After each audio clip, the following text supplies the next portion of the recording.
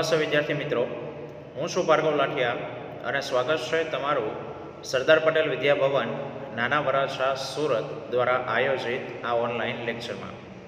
આજે આપણે ધોરણ 9 વિષય વિજ્ઞાન અને ટેકનોલોજીમાં પ્રકરણ 15 અન્ન સ્ત્રોતોમાં સુધારણા, જેમાં આજના આપણા ટોપિકમાં આપણે જોવાના છે કે ભાઈ કઈ રીતે પાકની જાતિ છે એને સુધારી શકાય અને પાક ઉત્પાદન વધારવા માટેની જે પ્રણાલીઓ છે, જે કઈ એવી પરિસ્થિતિઓ છે જેથી વધારે સારી જાતો છે તે એને મેળવવામાં આવે છે, એની વાત આજે આપણે કરવાના છીએ.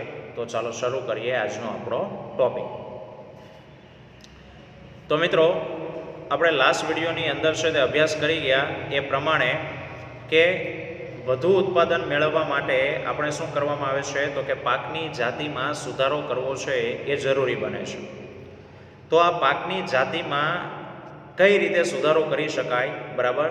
તો યાદ રાખો કે કોઈ પાક કે કોઈ પણ સજીવ એનામાં જો ફેરફાર કરવો હોય, એની જાતમાં ફેરફાર કરવો હોય, અહીંયા આપણે પાકની વાત કરીએ છીએ, તો તમારે એમાં જેવા સારા લક્ષણો તમારે લાવવા હોય એ સારા લક્ષણો ધરાવતા પાકની સાથે એનું સંકરણ કરવામાં આવે, બરાબર? એના જનીનમાં ફેરફાર કરવામાં આવે. એમાં જો સંકરણ તમે કરો, બરાબર, તો એમાંથી આપણે ઈચ્છતા હોઈએ એવા લક્ષણો આપણે એમાં લાવી શકતા હોઈએ છીએ. કે પાકનું ઉત્પાદન સારું થાય તે પ્રયત્ન એ પાકની જાતિની પસંદગી ઉપર આધાર રાખે છે. તમે કયા પ્રકારની પાકની જાતને પસંદ કરો છો એના આધારે ઉત્પાદન છે તે હોય. કોઈ સારી જાતિ હોય તો વધુ ઉત્પાદન આપે, કોઈ જાતિ ન સારી હોય તો ઉત્પાદન છે તે ઓછું આપે, બરાબર? પાકની જાતિઓ કે જાતો માટે વિવિધ ઉપયોગી લક્ષણ જેવા કે રોગ પ્રતિકારક ક્ષમતા છે, બરાબર, ખાતર પ્રત્યે એનો પ્રતિચાર છે, નિપજની ગુણવત્તા છે અને ઊંચા ઉત્પાદનને આધારે તેની પસંદગી કરી અને પ્રજનન છે તે કરાવી શકાય છે. એટલે કે કહેવાનો અર્થ એ છે કે ધારો કે કોઈ એક પાકની જાતિ એવી છે કે જેની જે એના બીજ આવે છે, બીજ વધારે મોટા છે, સારા છે, તેના નિપજની ગુણવત્તા સારી કહેવાય, બરાબર? તો આવી સારી ગુણવત્તાવાળી નિપજ હોય. હવે બીજો એક પાક છે કે જેના નિપજની ગુણવત્તા નથી સારી, તો એનું સંકરણ આ સારી ગુણવત્તાવાળી જાતિ સાથે કરાવી અને ઉત્પાદન છે એને વધારે મેળવી શકાય. તો આ પ્રમાણે તમે જે ઈચ્છતા હોય એવા લક્ષણો તમે જે તે પાકની અંદર છે તે દાખલ કરી શકો છો. અને એના માટે જે ક્રિયા કરવામાં આવે એ ક્રિયાને કહેવામાં આવે છે સંકરણ, બરાબર? જો કહે છે કે પાકની જાતોમાં ઈચ્છિત લક્ષણો, ઈચ્છિત એટલે આપણે જે ઈચ્છતા હોઈએ આવા લક્ષણો એ સંકરણ દ્વારા ઉમેરી શકાય. સંકરણ શું છે તો કે સંકરણ એક ક્રિયા છે જેમાં સારી જાતનો છોડ હોય, બરાબર, અને બીજો કે જેની અંદર તમારે લક્ષણો ઉમેરવાના છે.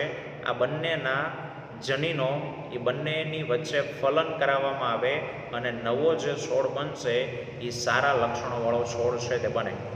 તો આ જે પ્રક્રિયા કરી એ પ્રક્રિયાને કહેવાય સંકરણ, બરાબર? સંકરણના જોવા જઈએ તો 3 પ્રકાર છે. તો પહેલું છે આંતરજાતીય સંકરણ.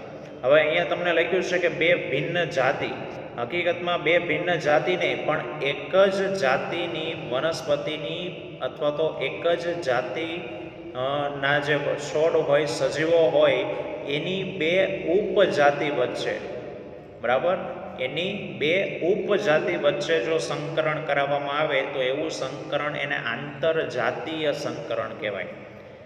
કઈ રીતે? એક પ્રાણીઓના ઉદાહરણથી આપણે સમજીએ કે ધારો કે ગાય, બરાબર, હવે ગાય એ એક જાતિ છે, ભેંસ એ બીજી જાતિની સજીવ છે. પણ ગાય અને ભેંસ એ અલગ અલગ જાતિ થઈ, બરાબર? પણ ગાય અને ભેંસની જે પ્રજાતિ છે, ગાય અને ભેંસ એ બંને એક જ પ્રજાતિની છે, 2 જાતિઓ. હવે ગાયમાં વાત કરીએ તો ગાયમાં ઘણા બધા પ્રકારની ગાયો આવે ને, ગીર ગાય છે, જર્સી ગાય છે, સાદી દેશી ગાય છે. તો એ જે મેં વાત કરી, ગીર ગાય, સાદી દેશી ગાય, બરાબર, એ ગાયોની ઉપજાતિ કહેવાય, બરાબર? જાતિ તરીકે ગાય એની જે જુદી જુદી ઉપજાતિઓ છે, ધારો કે જર્સી ગાય અને એનું સંકરણ તમે સાદી ગાય સાથે કરાવો તો એ જે સંકરણ કહેવાય ને એ સંકરણને કહેવાય આંતરજાતીય સંકરણ, એટલે કે જાતિઓ વચ્ચે થતું સંકરણ. પણ અહીંયા જે જાતિ છે એની બે ઉપજાતિઓ વચ્ચે સંકરણ થાય છે. બરાબર, અહીંયા બે ભિન્ન જાતિ લખ્યું છે, વાત બરાબર છે, પણ બે ભિન્ન એક જ જાતિની બે ભિન્ન ઉપજાતો વચ્ચે સંકરણ, આવું એનો અર્થ થાય છે. બીજું છે અંતરજાતીય. અંતરજાતીય એટલે કે એક જ પ્રજાતિની બે ભિન્ન જાતિઓ વચ્ચે. તો જે હમણાં આપણે આ વનસ્પતિમાં પણ પ્રજાતિ જાતિઓ આવે, બરાબર, પણ એ બહુ આગળનો વિષય છે. પ્રાણીઓના ઉદાહરણથી સીધું આપણને સમજાઈ જાય કે ગાય અને ભેંસ બે અલગ અલગ જાતિ થઈ, બરાબર, પણ બંનેની પ્રજાતિ કેવી છે? એક જ. તો એક જ પ્રજાતિની બે ભિન્ન જાતો વચ્ચે, એટલે કે ગાય અને ભેંસ, બરાબર, એના વચ્ચે જો સંકરણ કરાવવામાં આવે તો એવું સંકરણ એને આંતરજાતીય સંકરણ કહેવાય. અને ત્રીજું છે આંતરપ્રજાતીય. આંતરપ્રજાતીય એટલે બે જુદી જુદી પ્રજાતિઓની વચ્ચે જો સંકરણ કરાવો, બરાબર, ધારો કે ગાય ભેંસ એની એક પ્રજાતિ છે, પછી ધારો કે વાઘ સિંહ એ અલગ અલગ જાતિ પણ એની પ્રજાતિ એક છે, તો ગાય ભેંસની જે પ્રજાતિ છે તે અને વાઘ સિંહની જે પ્રજાતિ તે છે, આ બંને વચ્ચે સંકરણ કરાવો તો બે અલગ અલગ પ્રજાતિઓ થઈ, તો એવું સંકરણ એને કહેવાય આંતર પ્રજાતીય સંકરણ. બરાબર, તો આવી રીતે સંકરણના ત્રણ પ્રકાર છે. આંતરજાતીય એટલે એક જાતિની બે ઉપજાતો વચ્ચે થતું સંકરણ.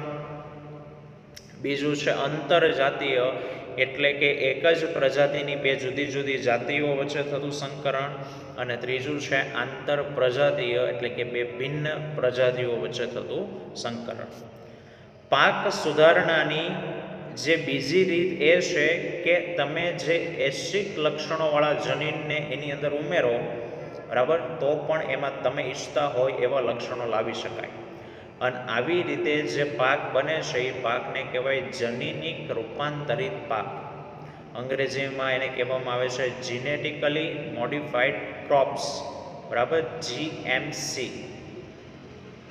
તમે પાકમાં જે લક્ષણ ઈચ્છતા હોય એ લક્ષણ એ પાકના જનીનમાં નાખી દો તો એવી રીતે બનતો પાક એને જનીનિક રૂપાંતરિત પાક છે તે કહી શકાય.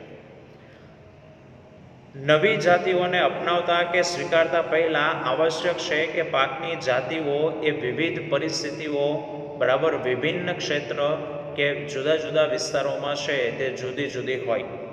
તે સારું ઉત્પાદન આપી શકે છે, બરાબર, એટલે કે એવી જાત બનાવવી જોઈએ, એવી જાતો વિકસાવવી જોઈએ કે જે જુદા જુદા વિસ્તારમાં જુદી જુદી આબોહવામાં પણ સારું ઉત્પાદન છે તે આપે, બરાબર. તો જ એવી જાતો છે એ વધારે ખેડૂતો પસંદ કરશે. બીજી કે ખેડૂતોને સારી ગુણવત્તાવાળા વિશિષ્ટ બીજની પ્રાપ્તિ થવી જોઈએ. એમાંથી જે બીજ આવે એ બીજ વધારે સારી ક્વોલિટીવાળા હોવા જોઈએ, અથવા તો બીજ તે જ જાતિના હોવા જોઈએ જે અનુકૂળ પરિસ્થિતિમાં અંકુરણ છે તે પામી શકે, બરાબર. અનુકૂળ પરિસ્થિતિ, ઉદાહરણ તરીકે તમને ખબર છે કે ચાનો છોડ ઉગાડવો હોય તો આપણને ખ્યાલ છે એ પ્રમાણે ચા એ પહાડવાળા વિસ્તારો પર જ થાય, બરાબર ને. એ આપણે સમતલ ભૂમિ ઉપર છે તે થઈ શકે નહીં, કારણ કે એને ઓછું પાણી જોઈએ. તો એવી રીતે દરેક, તો જો એની અંદર સુધારા વધારા આપણે કરીએ અને ધારો કે સમતલ જમીન ઉપર પણ ઉગાડી શકાય એવો પાક કરીએ તો એ બીજી જગ્યાઓમાં પણ ચા છે એને ઉગાડી શકાય. આગળ કે સંવર્ધન પ્રણાલીઓ, બરાબર, એટલે કે ઉછેરની પ્રણાલી તથા પાક ઉત્પાદનની જે ઋતુ છે, ભૂમિની ગુણવત્તા અને પાણીની પ્રાપ્યતા ઉપર આધાર રાખે છે. કારણ કે ઋતુકીય પરિસ્થિતિ જેવી કે અનાવૃષ્ટિ આવવી, પૂરનું પૂર્વાનુમાન, આવી વસ્તુઓ કરવી છે એ મુશ્કેલી છે કે તમે કહી ન શકો ક્યારે પૂર આવશે, ક્યારે દુષ્કાળ પડશે, બરાબર. તો આપણા જે પાક છે એ એવા હોવા જોઈએ કે જે બધી જ પરિસ્થિતિમાં છે તે ઉગી શકે. તો આપણે જો કહે છે એટલા જ માટે એવી જાતિઓ વધારે ઉપયોગી છે જે વિવિધ આબોહવાકીય પરિસ્થિતિમાં ઉગી શકે, બરાબર. અને આ રીતે એવી જાતો બનાવેલી છે જે વધુ ક્ષારવાળી જમીનમાં પણ છે તે ઉગી શકે. તો નીચેના જે પરિબળો છે એ પરિબળો આપણને 4 ગુણમાં છે તે પૂછાતા હોય છે કે જાતિ સુધારણા કયા પરિબળો માટે છે તે કરવામાં આવે છે. તમે જાતિ સુધારવા કરો છો એ શું કામ કરો છો? પહેલું કે આપણે એટલા માટે જાતિ સુધારીએ છીએ જેથી વધુ ઉત્પાદન મળે. તો વધુ ઉત્પાદન એટલે કે એકર દીઠ પાકની ઉત્પાદન ક્ષમતામાં વધારો કરવો. તમારી પાસે જમીન છે થોડીક, બરાબર, એમાં તમે કોઈ પાક ઉગાડો છો, ઉત્પાદન ઓછું આવે, પણ ધારો કે તમે કોઈ સંકરણ કરેલી જાત ઉગાડો અને એટલી જ જમીનમાં ધારો કે બીજા વર્ષે વધુ પાક થાય, તો એ વધુ ઉત્પાદન મેળવવા માટે આપણે સંકરણ છે તે કરતા હોઈએ છીએ. જો કે આપણે નથી કરતા, જે તે વૈજ્ઞાનિકો છે તે કરતા હોય અને પછી એવી રીતે બનાવેલા બીજ બજારમાં વેચતા હોય છે અને આપણે એ ખરીદતા હોઈએ છીએ. બીજું છે ગુણવત્તામાં સુધારા, કે પાક ઉત્પાદનની જે ગુણવત્તા છે એ જુદા જુદા પાકમાં જુદી જુદી હોય.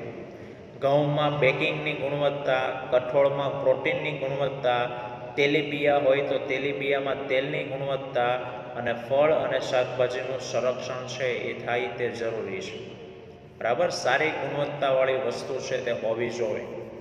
જે ધારો કે કપાસ છે તો કપાસમાંથી તેલ કાઢવાનું હોય તો એ તેલ પણ સારી ગુણવત્તાવાળું આવે એ રીતના પાક છે તે થવા જોઈએ. પછીનું છે જૈવિક અને અજૈવિક પ્રતિરોધકતા. પ્રતિરોધકતા એટલે કે જે આપણા પાકને નુકસાન કરે છે તે. જૈવિક એટલે કેટલાક સજીવો અને અજૈવિક એટલે કેટલાક નિર્જીવો. એવા કેટલાક સજીવો અને નિર્જીવ છે જે આપણો જે પાક છે ને એને ઉત્પાદન થતું અટકાવે. તો આપણો પાક એવો હોવો જોઈએ કે એની સામે પ્રતિરોધ કરે. કોઈ સજીવ એના ઉપર અસર ન કરી જાય, કોઈ નિર્જીવ પણ એના ઉપર અસર ન કરી જાય, એવો આપણો પાક છે તે હોવો જોઈએ, બરાબર.